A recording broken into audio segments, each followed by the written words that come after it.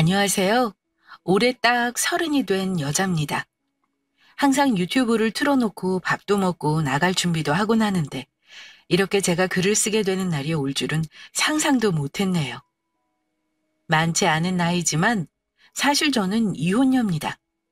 요새 아무리 이혼이 흔해졌다고 하지만 이혼녀라는 사실을 이렇게 입에 올리기까지는 저에게도 오랜 시간이 걸렸답니다. 이제 저는 이 모든 일을 스스로 완벽히 이겨냈으니 구독자분들과 한번 이야기를 나눠보려고 합니다. 오늘 제 이야기는 저를 끔찍하게 배신한 남편에 관한 이야기예요.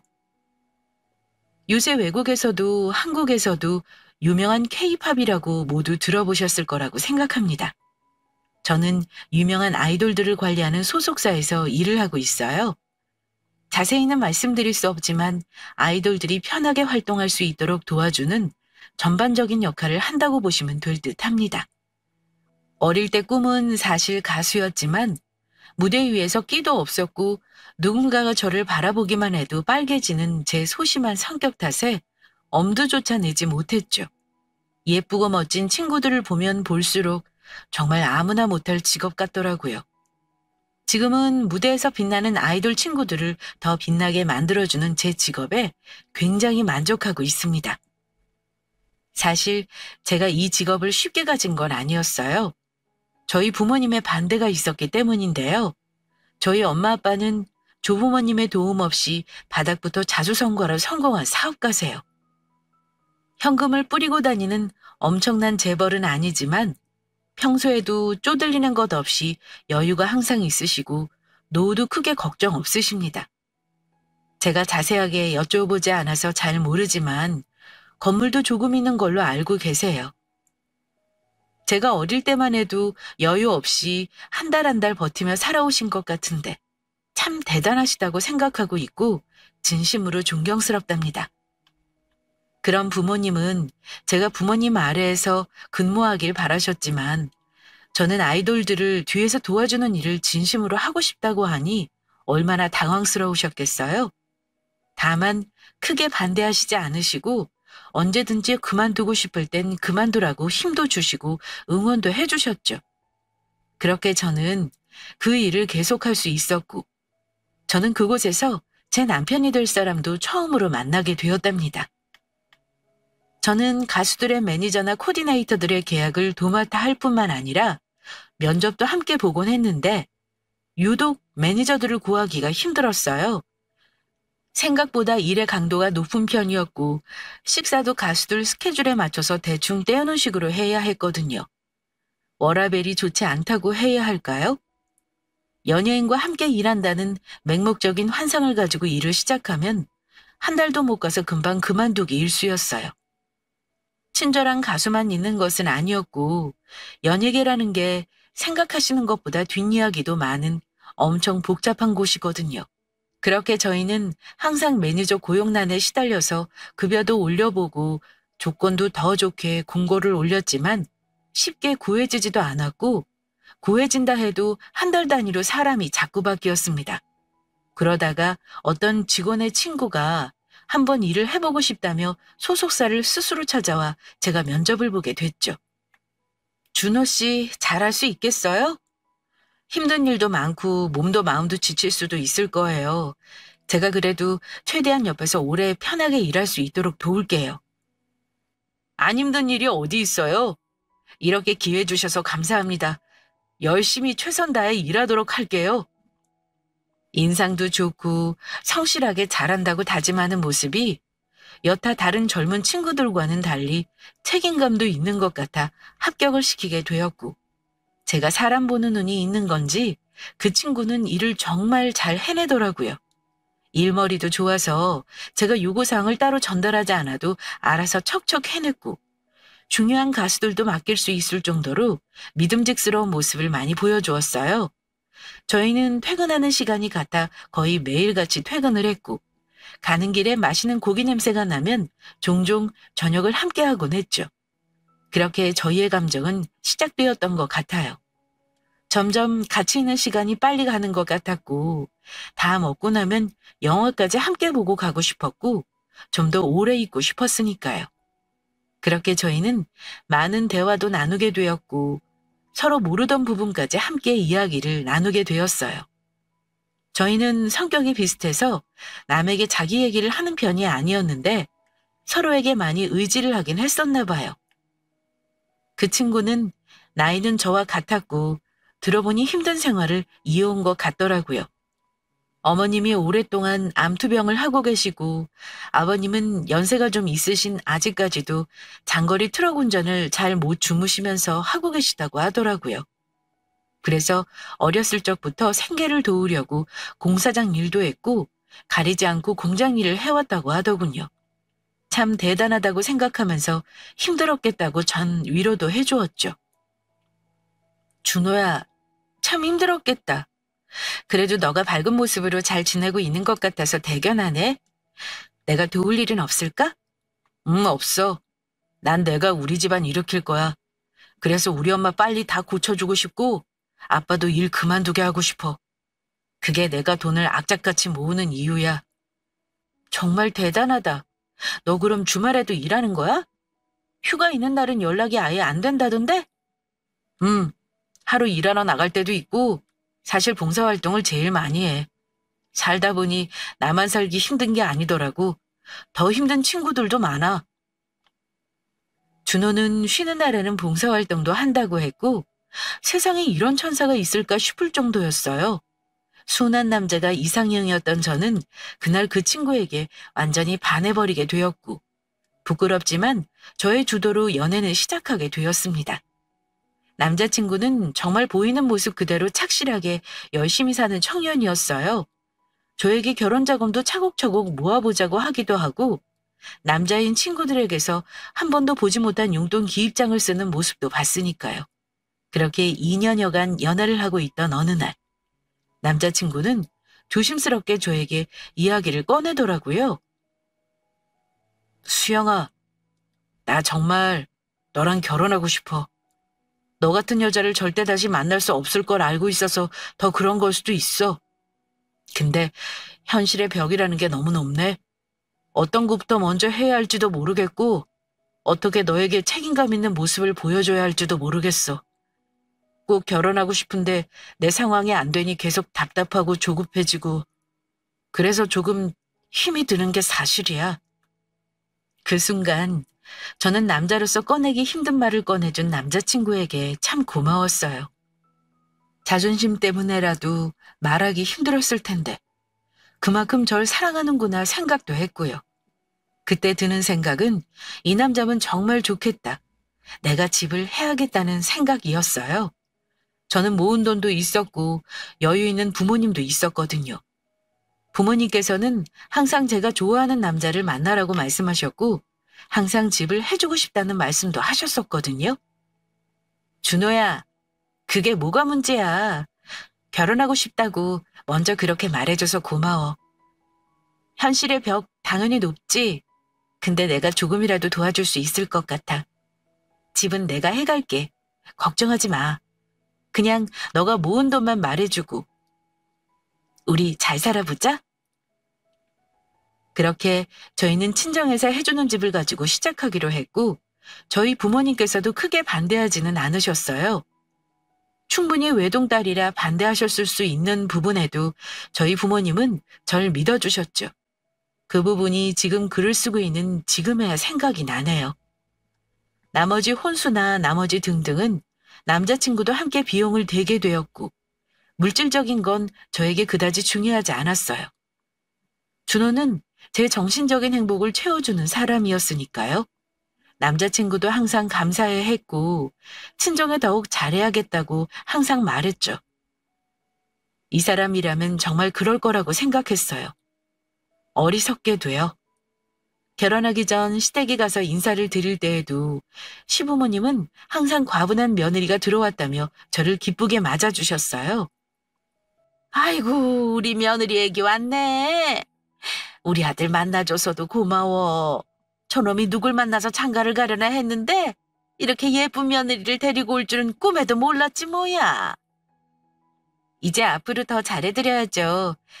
그동안 키워주시느라 고생 많으셨어요, 어머님. 말도 예쁘게 하고. 나는 이제 더 바랄 것도 없다. 사돈께서 집도 해주신다며? 여유가 없는 게 이렇게 죄송할 줄은 몰랐네. 감사하다고 꼭 말씀드리렴. 아니, 그럴 필요 없지. 상견례 때 뭐라도 챙겨가야겠구나. 아니에요, 어머님. 제가 좋아서 하는 건데요, 뭐. 상견례 때 꼭 빈손으로 오시는 거예요? 어머님께서는 집을 해오는 것에 대해서 많이 감사해 하시는 듯 보였고, 저는 그럴 때마다 그러실 필요 없다고 말씀드렸어요. 제가 여유가 없었고 남자친구가 여유가 있었더라면 남자친구도 제가 한 것처럼 오롯이 저를 책임져 줄 거라는 믿음이 있었거든요. 그렇게 저희는 어렵지 않게 결혼에 꼴이 나게 됩니다. 남자친구는 결혼 전에 했던 말처럼 저희 부모님께 최선을 다해서 잘해드리려 노력했고, 저도 그런 남자친구에게 고마운 마음뿐이었어요. 촬영차 지방으로 스케줄을 다녀오면 꼭 저희 부모님께 드릴 선물을 사온다거나 유명한 맛집에서 줄을 몇 시간씩 서서 포장해 오기도 했죠. 이런 마음이 오래 갔으면 얼마나 좋았을까요? 인간은 망각의 동물이라더니 정말 그랬어요. 저희는 정말 사이도 좋은 신혼부부였고, 대화도 잘 통했고, 가장 맞기 어렵다는 웃음 코드나 눈물 코드도 같았고, 연애 때처럼 퇴근하고는 고깃집에 들러 저녁을 먹고 들어갔지만, 단 하나 서로 마음이 걸려하는 것이 있었어요. 바로 노력을 해도 아이가 안 생긴다는 점이었습니다. 요새 난임 부부가 많다고는 하지만 제가 임신에 어려움을 겪게 될 줄은 꿈에도 몰랐고, 입 밖으로 내면 남편도 속상해할까 싶어서 속으로 삼키고만 있었죠. 말은 안 했지만 남편도 아마 똑같이 생각하고 있었을 거예요. 처음에는 마음을 비우면 생길 거라고 생각했고 1년 안에는 생기겠지라는 막연한 믿음이 있었던 것 같아요. 그 누구도 앞으로 10년 동안 안 생길 거라고 생각하는 사람은 없으니까요. 그렇게 6개월이 지나고 1년이 지나도 아이는 저희에게 찾아오지 않았고, 꿈이라도 꾸면 혹시 태몽일까 싶어서 검색해보거나 임신이 잘 되는 법을 검색해서 유튜브를 보는 게 어느새 일상이 되고 말았어요. 친정도 시댁도 슬슬 아기 이야기를 꺼내셨고, 저희는 양쪽 모두에게 솔직하게 말을 하기로 합니다. 사실 저희가 잘못한 부분도 아니고 저희에게 찾아올 아가는 꼭 있을 거라고 생각했으니까요. 친정이 갔던 어느 날이었습니다. 수영아, 그래서 아직도 아기 소식은 없다니? 엄마하고 아빠하고 얼마나 기다리는 줄 모른다. 노력은 하고 있는 거지? 그럼 노력은 하고 있는데 그게 맘대로 되나? 안 되지. 요새 환경 때문에 무슨 시험관하기가 많아졌다고 하는데 나도 그거 해야 하나? 엄마는 어떻게 생각해? 하다 안 되면 이 방법 저 방법 다 써보는 거지. 아기 낳는 기쁨이 얼마나 큰 줄 아니? 부부 사이도 아이가 있어야 더 돈독해지고 그러는 법이야. 내 말이. 준호도 나도 답답해. 삼신할머니는 뭐 하나 몰라. 떡두꺼비 같은 아들 하나 주시지 않고. 가뜩이나 한국의 저출산이라는데 삼신할머니가 열심히 일해야 되는 거 아니야? 아이고 말이 쉽지. 삼신할머니 잠깐 쉬고 계시나 보다. 쓸데없는 소리 하지 말고 내가 보약이라도 지어줄 테니까 하나 마셔. 알았지? 네, 고마워요. 얼른 좋은 소식 들고 올게. 그렇게 저희 친정엄마는 저에게 보약을 지어주셨고 이것저것에서 임신에 좋다는 것들을 가져다 주셨어요.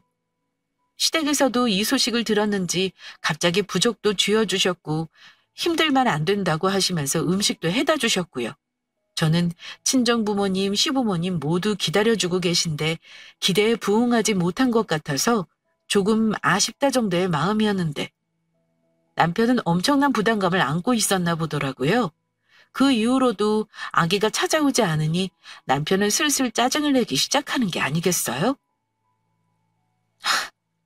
수영아, 대체 왜 아기가 안 생기는 거야? 진짜 미치겠다. 여보, 그렇게 우리가 찡찡댄다고 생겨? 우리 아직 그렇게 나이 안 많아. 요새 산모들 나이 봤지? 나 정도면 어린 편이야. 어린데 왜 아기가 안 생기냐고. 너랑 나랑 어린데 왜 안 생겨? 어리면 다 애가 바로 생겨야 해? 사람마다 상황마다 다 다를 수 있는 거지. 너 왜 그래 갑자기? 되게 예민하다? 우리 엄마 아빠는 어찌저찌 내가 주의를 돌리겠는데 장인어른 장모님은 기대가 크시잖아. 나 여태까지 실수도 한 번 한 적 없었고 정말 잘 보이고 싶어 하는 거 알지? 근데 그게 아기 때문에 자꾸 실망시켜드리는 것 같단 말이야. 내가 제대로 할 일을 못하는 것 같다고. 그게 무슨 소리야. 우리 엄마 아빠한테 잘 보이려고 아기를 갖는다는 거야, 뭐야? 그냥 너 혼자 잘하면 되는 거지. 뭘 아기가 안 생긴다고 할 일을 못한대. 그런 마음인데 아기가 오겠니? 천천히 우리가 준비 잘하면 그땐 오겠지. 아이씨, 몰라. 남편은 처음으로 저에게 화를 내며 집에서 나갔고, 그날부터 저희는 서먹서먹해졌다고 저는 기억을 합니다. 남편은 금방 아이를 가져서 저희 부모님의 기대에 부응하고 싶어 했고, 그게 마음대로 안 되니 불안했던 것 같아요. 대체 뭐가 그렇게 불안했는지 아직도 잘 이해는 안 가지만요. 그때부터는 서로 잘 말도 안 하게 되었고, 직장에서도 함께 퇴근을 하지 않게 되었어요. 뭔가가 계속해서 엇나가고 있었죠. 대화로 잘 풀어보고 싶어도 남편은 계속해서 제 눈을 피하는 것 같았어요. 저는 남편이 대체 뭘 원하는지도 모르겠었고요. 그렇게 아기는 점점 더 저희에게 올 기회가 줄어들고 있었던 거죠. 제가 결혼할 때 가장 싫다고 한 것이 싸우고 나서 외박을 하거나 집을 나가는 것이었어요. 그렇게 하면 서로 볼짝말짝 뻔하거든요. 본인 생각대로 감정이 격해져서 대화를 하고 싶어지지 않을 뿐더러 사이만 안 좋아질 거라고 생각했어요. 그래서 결혼 전 연애할 때부터 항상 얘기했던 내용이었는데 남편은 지금 불편한 관계를 못 참겠는지 그 약속을 깨고 말죠. 지방 촬영이 있다는 핑계를 대면서 주변 호텔에서 잔다고 하질 않나. 갑자기 동료네 집에서 잔다고 하질 않나. 저와 등을 맞대고 자는 날이 현저히 적어졌달까요? 근데 저는 알고 있었어요. 그날 지방 촬영이 없었다는 걸요. 제가 다 총괄해서 알고 있었거든요. 하지만 저는 남편을 그냥 믿었던 거죠. 딴짓을 할 사람은 아니라는 걸 알고 있었거든요. 그렇게 서먹한 부부 사이로 3개월 정도 지났을까요? 남편은 회사 끝나고 갑자기 저를 찾아오더니 밖에서 저녁을 먹고 들어가자고 했고 저는 화해의 의미로 받아들여 당연히 좋다고 말했어요. 연애 때처럼 어디가 맛있을지 알아보고 남편을 데려갔죠. 여보, 무슨 일이야? 갑자기 밥을 먹자고 다 하고? 마음 많이 풀린 거야? 그래 봐봐. 그렇게 마음 불편하고 서로 서먹하면 올 얘기도 오기 싫겠다. 마음 풀고 내가 엄마 아빠한텐 잘 설명할 테니까 우리 마음 편하게 먹자. 수영아, 우리 처가에서 해준 집 팔고 작은 집으로 가자. 우리 부모님 집을 큰 집으로 옮기자. 갑자기? 왜? 어머님이 집이 작으시대? 서로 우리 서먹하게 지내는 동안 나 생각 많이 해봤어. 사실 우리 부모님도 나 어렵게 가지셨거든. 나 같은 마음이셨나 싶은 생각에 마음이 찢어지더라고. 갑자기 띵 하더니 효도해야겠다는 생각이 들더라. 수영아, 우리 부모님 고생 많이 했어. 효도하고 싶어. 진심이야? 여보, 근데 우리 집 해준 엄마 아빠 돈 하늘에서 떨어진 거 아니야. 우리 엄마 아빠 아무것도 없이 바닥에서부터 시작해서 나만 보고 달려오신 분들이야. 누가 나한테 우리 집이 여유가 있어진 비결을 묻는다면 우는 0%고 오롯이 노력만 100%라고 말할 거야. 너가 효도하고 싶어하는 마음은 이해 가는데 그게 우리 엄마 아빠 돈이라는 게 그건 좀 그렇잖아.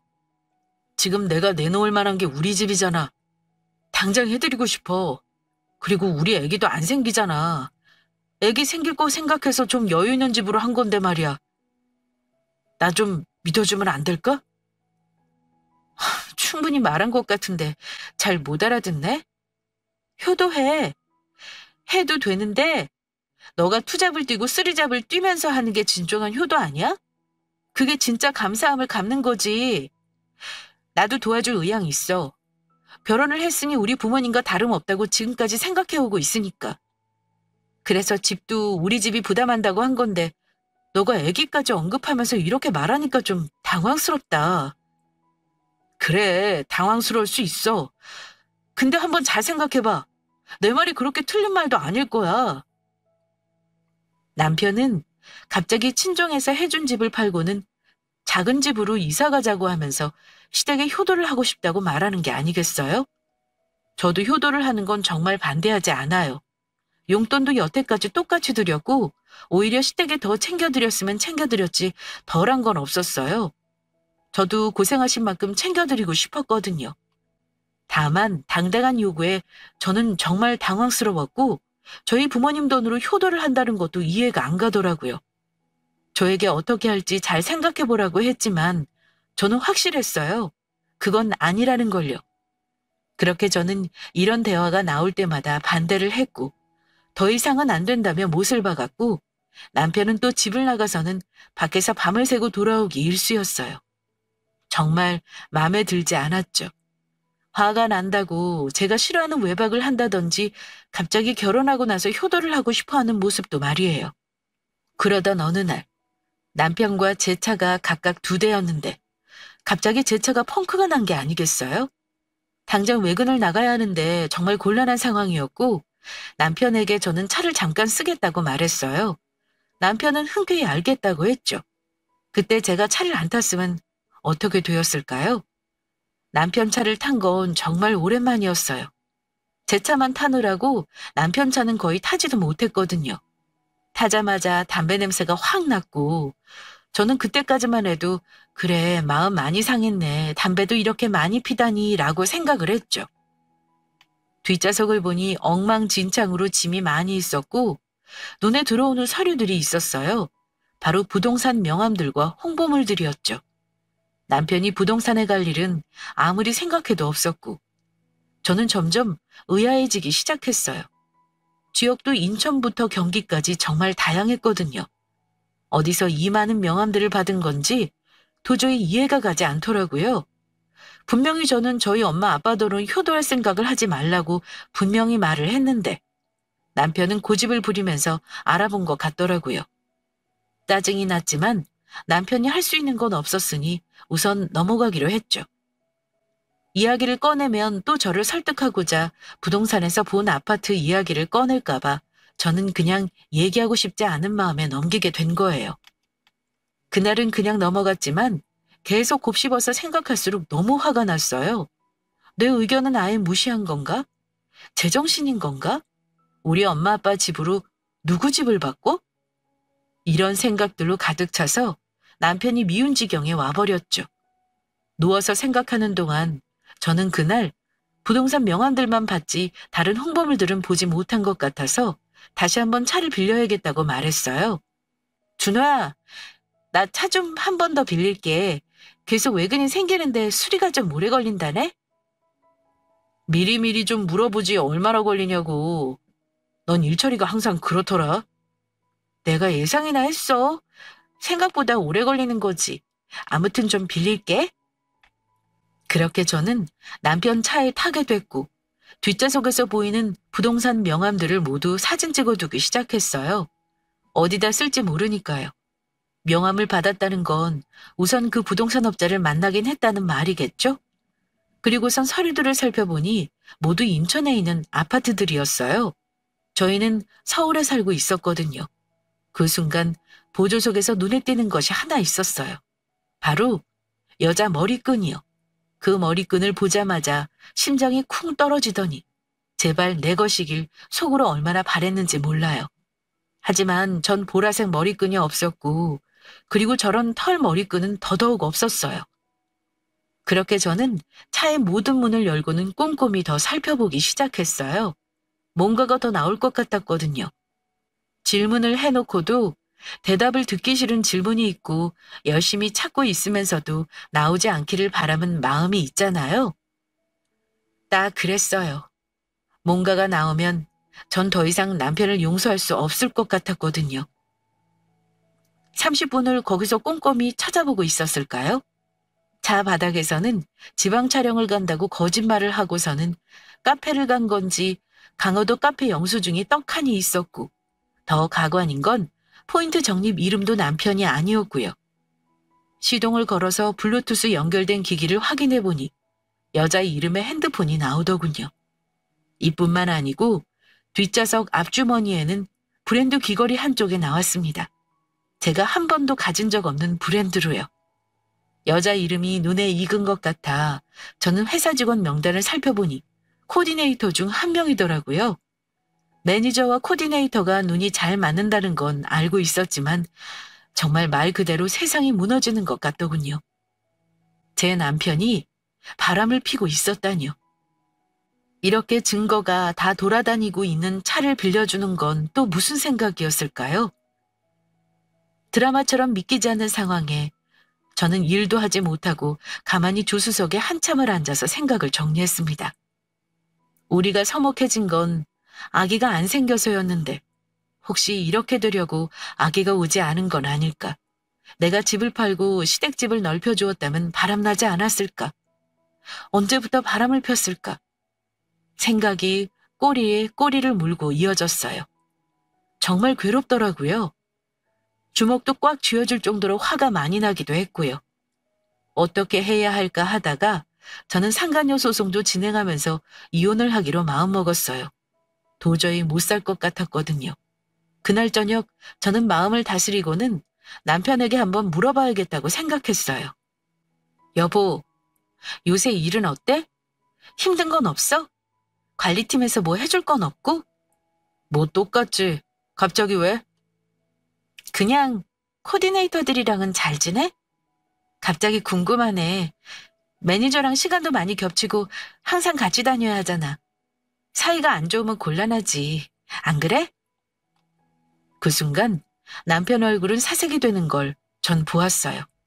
남편은 거짓말을 절대 못하는 사람이라는 걸 저는 알고 있었거든요. 항상 거짓말을 할 때는 얼굴이 빨개지며 다리를 달달 떨곤 했죠. 아, 코디들? 잘 지내지. 다 어린애들이잖아. 내가 잘 챙겨줘야지. 그럼. 그럼, 잘 챙겨줘야지.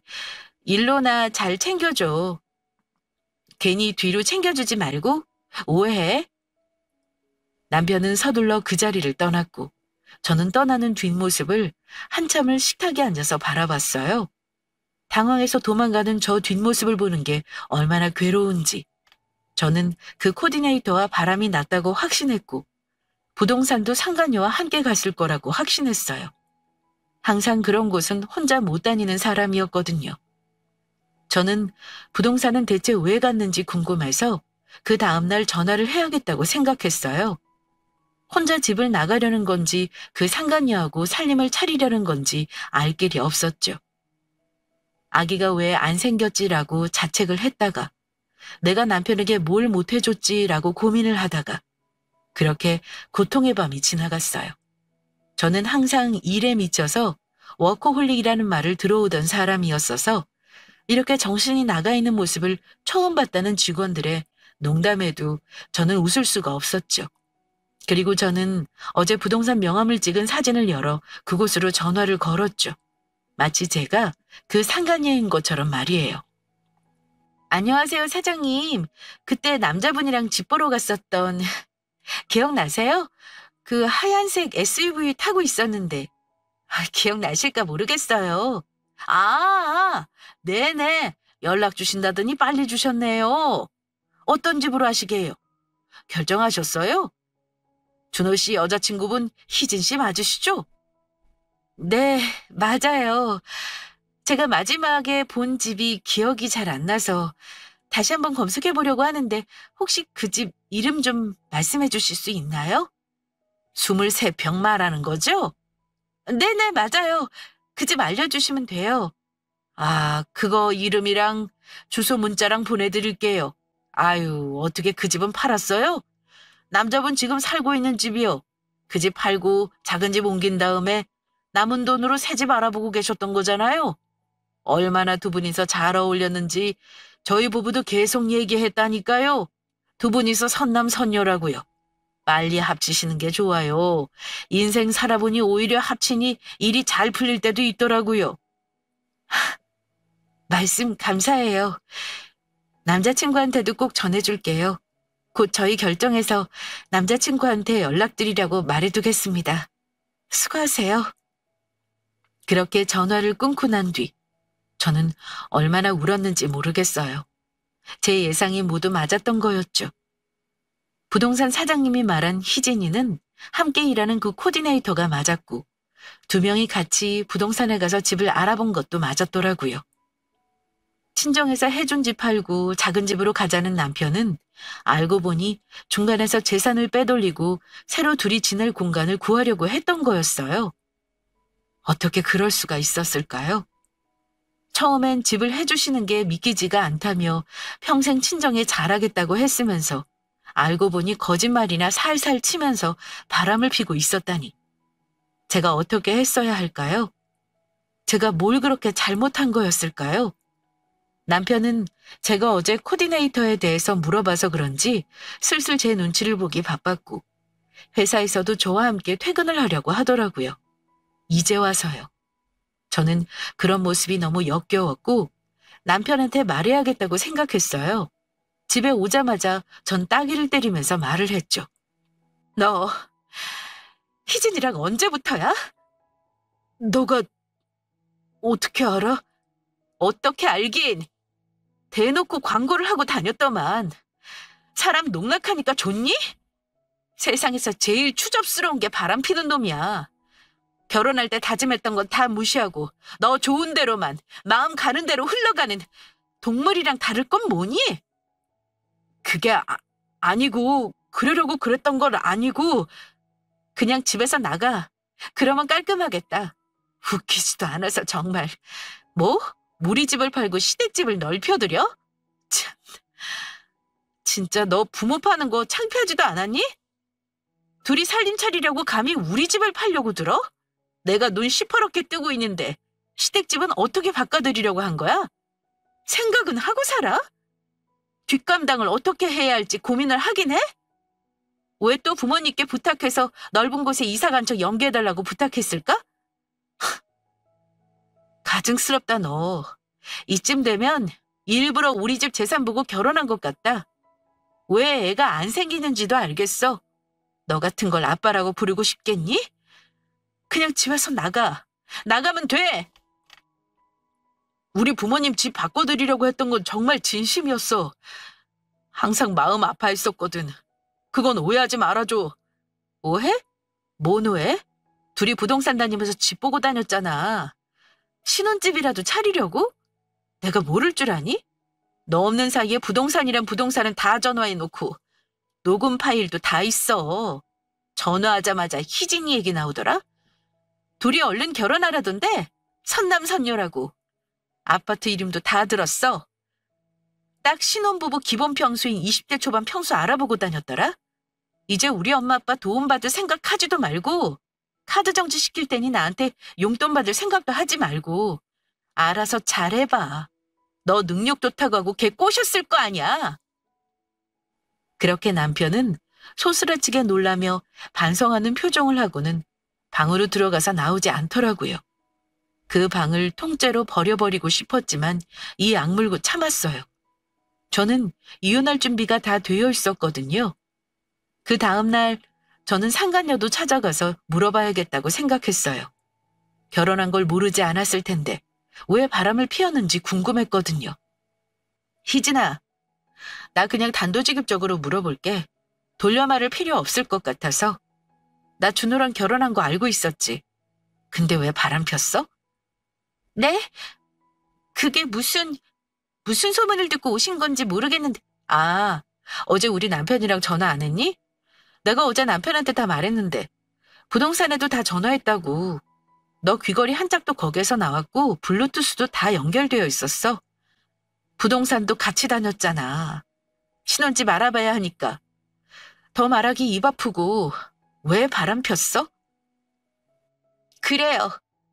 저 당신 남편이랑 바람 폈어요. 근데 사랑에 빠진 게 죄가 되나요? 저 그냥 준호 오빠를 사랑한 죄밖에 없어요. 처음으로 절 진짜 사랑해주는 사람을 만났고 저희는 진심으로 사랑해요. 그냥 저희를 놓아주세요. 이혼해주세요. 부탁드립니다. 그 순간 저는 참지 못하고 따귀를 때리며 이어서 말했어요. 아, 눈물 나라. 이혼할 거야. 근데 곱게는 못해. 너네 거리에서 신혼집 차릴 수 있겠어. 상간녀 소송도 진행할 거고 또 집도 내 거니까 너 남자친구는 빈털털이고 바람핀 게 확실한 증거가 있는 날짜부터 쓴 카드 내역도 모조리 다 청구할 예정이거든. 그냥 데려가. 난 이제 필요 없으니까. 상간녀는 눈을 동그랗게 뜨고 계산하는 표정을 하고는 그 자리에 멍하니 서 있는 게 아니겠어요? 어디 한번 껍데기뿐인 남편을 데리고 잘 살아봐라라는 생각뿐이었죠. 전 상간녀에게 정말 계획 그대로 말해주었어요. 상간녀 소송은 물론이고 남편을 집에서 쫓아내기도 할 거였고 카드 내역도 청구할 예정이었거든요.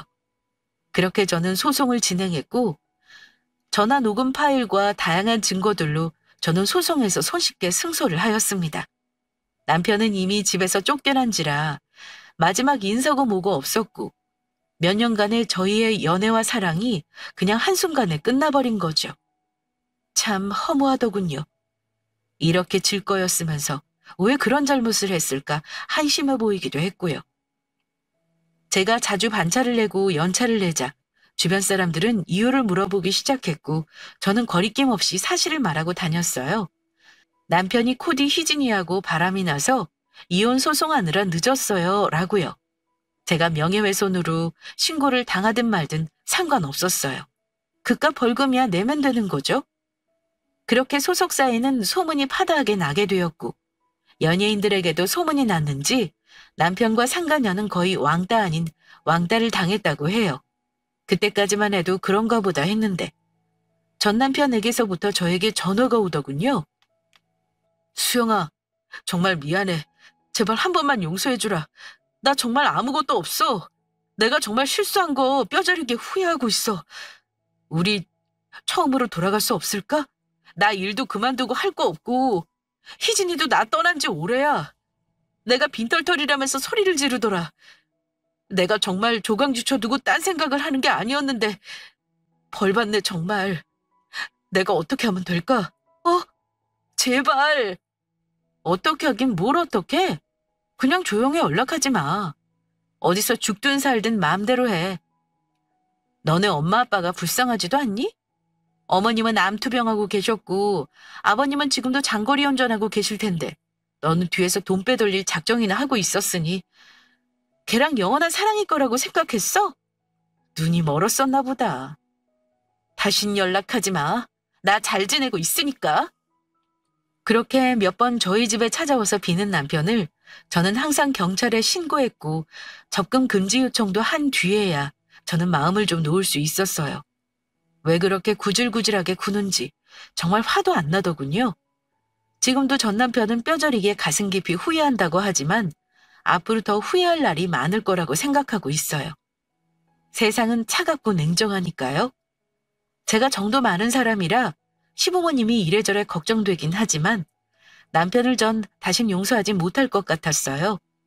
그 후에 들은 얘기로는 전 남편은 쥐도 새도 모르게 사라져서 돈 빌리며 술만 마시고 다닌다고 들었고 부모님께서도 전 남편을 많이 나무라고 있다고 들었습니다.